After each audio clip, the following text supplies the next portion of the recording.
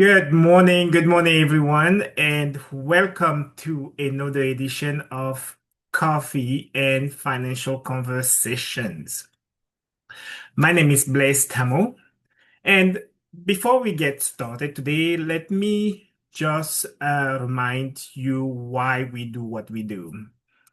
We do coffee and financial conversation because too many smart, hardworking people are financially successful but structurally exposed.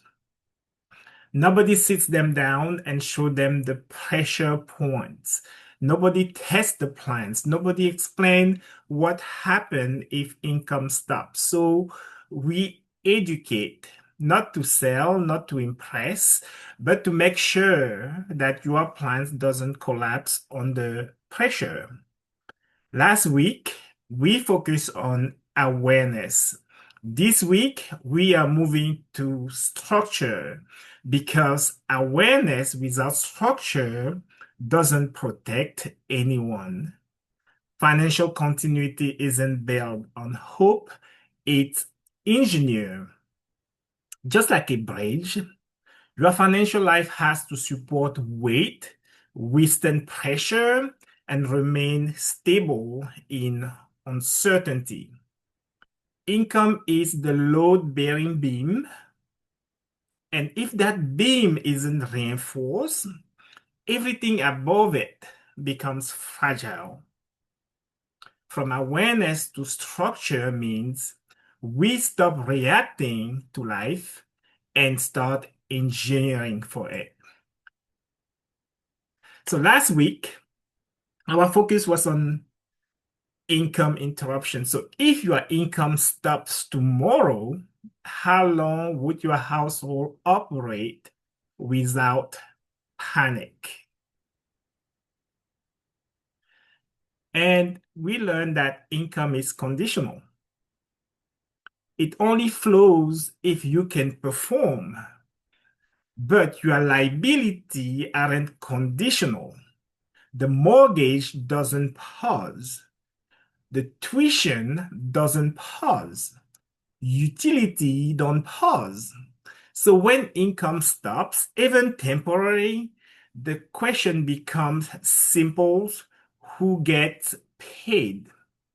If your structure depends entirely on active income, then your financial life is conditional. Your structure should not be conditional. Real continuity means your structure continues even if you can't. Every financial plan has vulnerability points. These are 5 events that consistently test the structural integrity of almost every family's finances: disability, health crisis, business disruption, debt, and economic shift. These aren't rare, they are predictable. They are predictable stress points. And the reality is they don't ask for permission. They don't schedule themselves conveniently. They don't wait until you are ready. When they show up, they expose something. They exposed whether your financial life was built for growth or built for resilience. The question isn't whether life will test your plans. The question is whether your structure was engineered to withstand the pressure. Because continuity isn't optimism, it's preparation. So this is what I call hope strategy. What are you currently relying on? A paycheck, your 401k, savings, or just the idea that we will figure it out when life happens? Again, none of these are bad, but they are all conditional. They only work if income keeps flowing, if markets cooperate, if nothing unexpected happen. Again, hope is not a plan. It's what we rely on when structure is missing. Hope is powerful emotionally, but hope is not load bearing. You don't build a bridge on hope. You don't design a skyscraper on optimism. You engineer it to carry weight.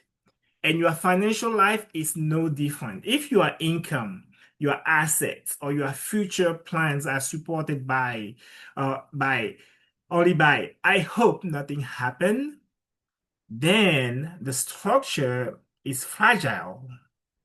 Real security isn't built on hope, it's built on design. That's the shift. That's the shift. And we want to move from hope to structure. So if hope isn't load bearing, then design must be. I'm sure you will agree with me. The design strategy is about building layers, not relying on one solution. First, you look at the income protection layer. So if income pauses, cash flow doesn't collapse. Right. The second aspect is the living benefit, protection that work while you are alive, not just after. The tax growth advantage, because growth should be efficient, not exposed. Mortgage continuity, you want a roof over your family heads. That is not conditional. And finally, the probate strategy, so that asset transferred smoothly, not through chaos. Again, this is not about product. It's about engineering a structure that hold weight.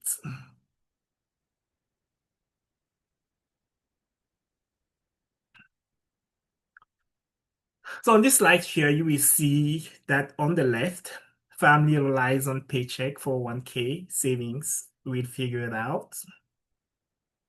And none of this again are wrong, but they are reactive. They are conditional. They depend on income continuing, market cooperating, and nothing unexpected happening. And on the right is the design.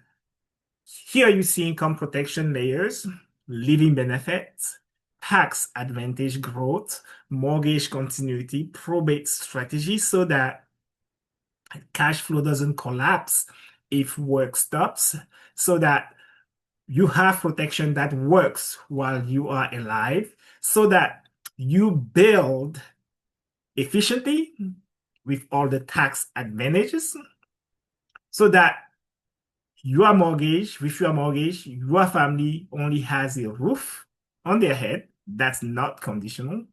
And so that your asset can transfer without chaos. The difference here isn't effort, it's engineering.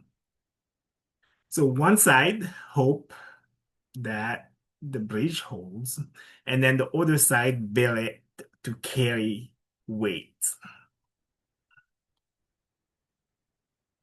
So often, when most people think of life insurance, they think of what happened after death. But living benefits are different. They are the reinforcement beam that we talked about, built into the structure designed to support you while you are still alive. There are three core beams I want to touch on. The first one is the terminal illness, right? If a doctor diagnoses a limited life expectancy, typically 12 to 24 months, you can accelerate part of the death benefits. That gives you control to settle your business, your affairs, protect your dignity, and create memory, or just structure your transition on your own terms. The second beam or the second pillar is going to be chronic illness. If you can't perform 2 out of 6 daily living activities like bathing, dressing, eating, or if there is any type of cognitive impairment, the policy can release funds. That means you have access to money for long-term care or nursing support without liquidating your assets. The third beam, or the third pillar here, is going to be critical illness. Those are major events like heart attack, stroke, cancer, or kidney failure that will trigger a lump sum paid to you. That money replaces income during recovery, protects savings, and buy you time to heal. This isn't insurance. It's liquidity under pressure. It's structure when life interrupts income. It's financial reinforcement when it matters the most. So the education portion here is transferring some of that risk on somebody who can be there when you need them the most. That's building the structure. That's the structure that is going to hold and help you to navigate those what ifs, to navigate those life events, and keep your family's dignity intact. So at the end of the day, as we are navigating through building, helping families to build their own structure, and each family structure has to be built based on their goal, their intent, what they want to achieve.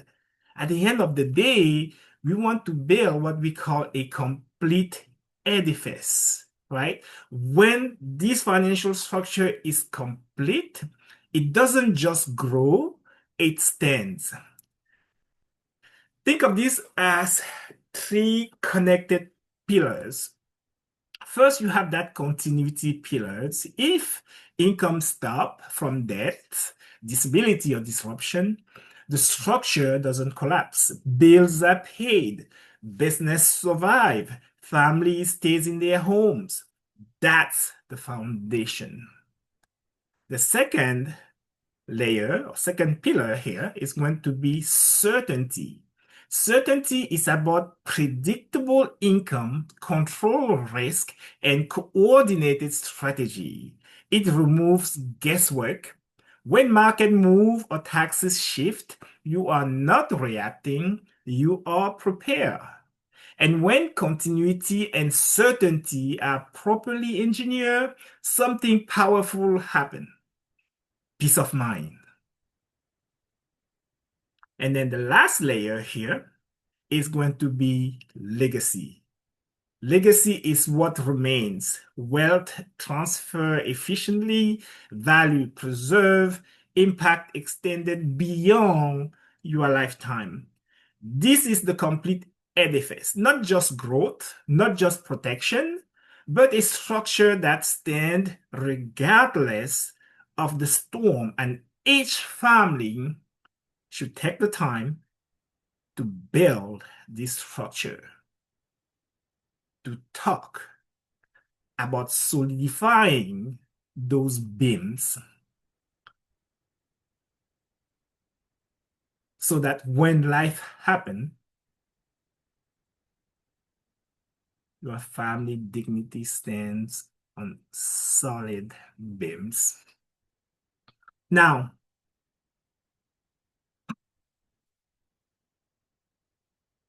if you are earning well, building well, and living well or leading well, your financial structure should reflect that.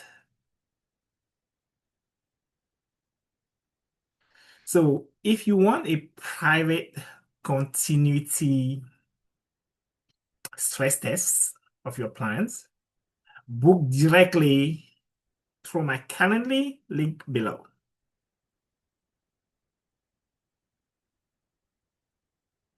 Or you can always scan that QR code and we will schedule it discreetly.